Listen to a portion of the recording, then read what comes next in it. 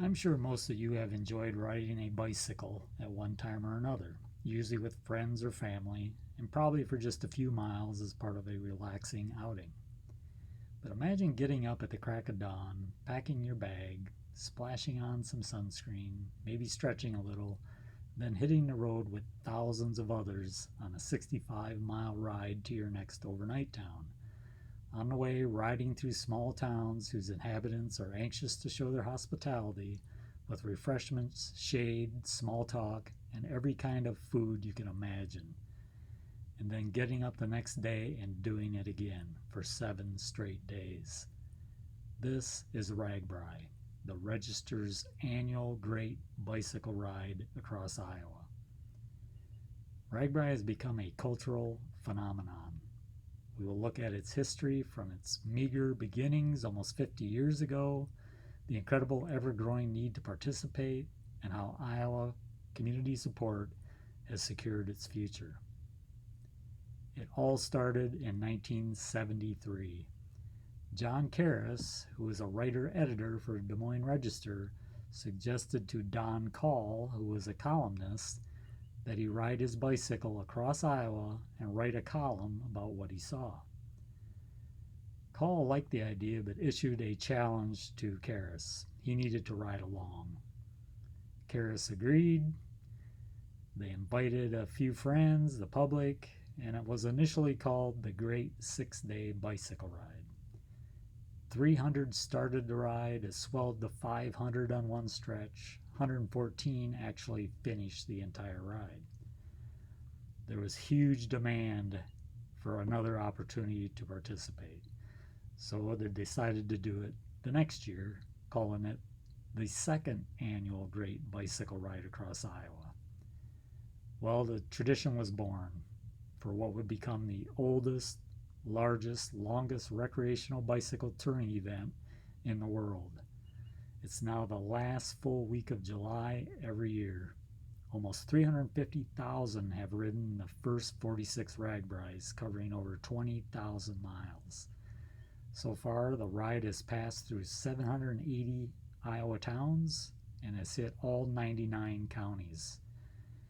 The route varies either in the north, midsection, or south. It's always from west to east because of the prevailing winds. The riders dip their rear tire in the Missouri River on the west, and then when they finish at the ending town, they dip their front tire in the Mississippi River. Average mileage is about 468 miles, 67 miles a day.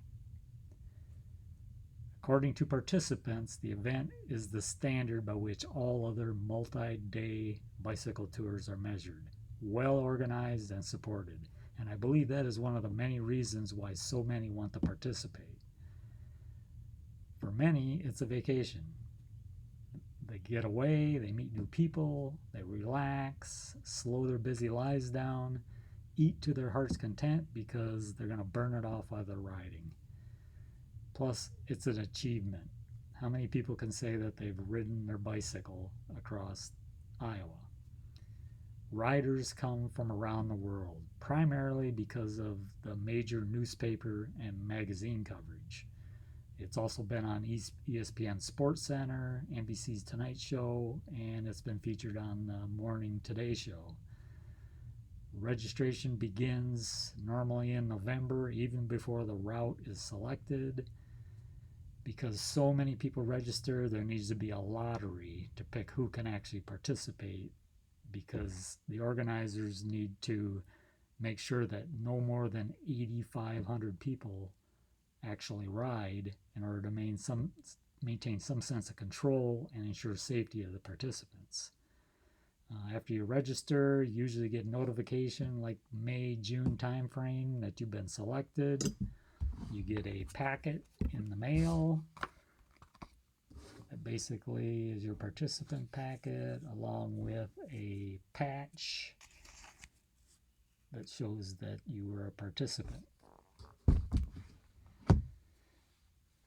Iowa hospitality and community support are the reasons they keep coming back. Communities watch the announcement as far as the route goes as much as the riders do. They're anxious to participate. They want to show their hospitality. There's a pass through town every 10 to 15 miles.